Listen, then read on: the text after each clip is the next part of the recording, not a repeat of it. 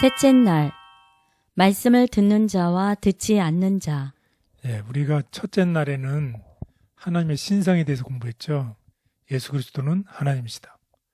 그리고 둘째 날은 예수 그리스도는 인성을 취하셨다죠. 그래서 하나님이 대신 예수 그리스도께서 인성을 취하셔서 이 땅에 오셨어요. 그런데 그 다음 단계는 뭐냐면 이 땅에 오셔서 빛을 비셨는데 하나님의 말씀을 듣는 자가 있고 말씀을 듣지 않는 자가 있다는 것이.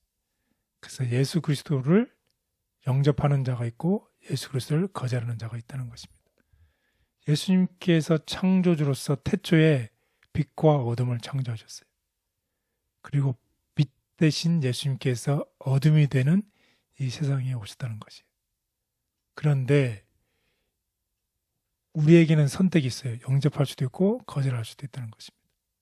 그래서 요한복음은 서론과 결론을 아주 아름답게 이렇게 서술하고 있어요. 서론은 무엇인가요? 예수 그리스도는 하나님이시라는 것이에요. 결론은 무엇인가요?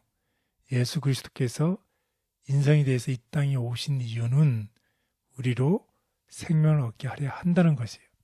그래서 결국 이 아름다운 결론이 서론과 결론을 요한복음 10장 31절의 아름다운 결론을 다음과 같이 맺고 있습니다. 예수께서 하나님의 아들 그리스도이심을 믿게 하려 함이요 또 너희로 믿고 그 이름을 힘입어 생명을 얻게 하려 함이라. 네, 그렇습니다. 이렇게 아름다운 서론과 결론을 내고 있습니다. 우리 다 같이 성경을 통해서 우리가 예수님을 영접해야 될지 거절해야 될지 우리 다 같이 보겠습니다. 예수님을 영접 혹은 거절. 요한복음 1장 9절에서 13절. 참 빛 곧 세상에 와서 각 사람에게 비추는 빛이 있었나니 그가 세상에 계셨으며 세상은 그로 말미암아 지은 바 되었으되 세상이 그를 알지 못하였고 자기 땅에 오매 자기 백성이 영접하지 아니하였으나 영접하는 자 곧 그 이름을 믿는 자들에게는 하나님의 자녀가 되는 권세를 주셨으니 이는 혈통으로나 육정으로나 사람의 뜻으로 나지 아니하고 오직 하나님께로부터 난 자들이니라. 네, 영접하는 자. 그 이름을 믿는 자에게는 하나님의 자녀가 되는 권세를 주셨다고 얘기를 하고 있습니다. 태초에 세상은 창조하기 전에 물리적으로 이 깜깜한 어둠에 둘러싸여 있었잖아요. 그때 하나님께서 그의 말씀을 통해서 세상을 밝히셨고 빛과 어둠을 어떻게 나누셨어요. 이제 말씀이 되신 하나님 자신 예수 그리스도께서 인성을 쓰시고 영적인 어둠에 오셔서 이 세상의 빛을 밝히고 있습니다. 참 이렇게 서로 카운터파트가 되는 얘기죠. 창세기의 태초와 또 요한복음에 있는 태초와 창세기의 창조 빛과 어둠과 요한복음에 있는 빛과 어둠을 이렇게 카운터파트별로 정말 참 아름답게 묘사를 하고 있습니다. 그런데 예수님께 창조한 이 세상이 예수님을 알아보지 못하고 예수님으로부터 오는 빛을 받기를 거절했다는 슬픈 이야기입니다. 그런데 또 한편으로 좋은 소식은 그를 받아들이는 사람은 누구든지 상관없이 이 종족이든지 나이와 연령과 인종에 상관없이 성별에 상관없이 그를 믿는 모든 자녀에게는 하나님의 자녀가 되는 권세를 주셨다는 것입니다. 그래서 하나님의 딸과 되는 것이라는 것입니다.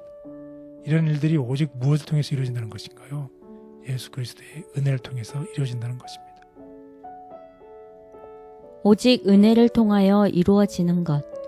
그리스도의 은혜가 없이는 죄인은 절망적인 상태에 놓여 있게 되며 그를 위하여 아무것도 할 수 없다.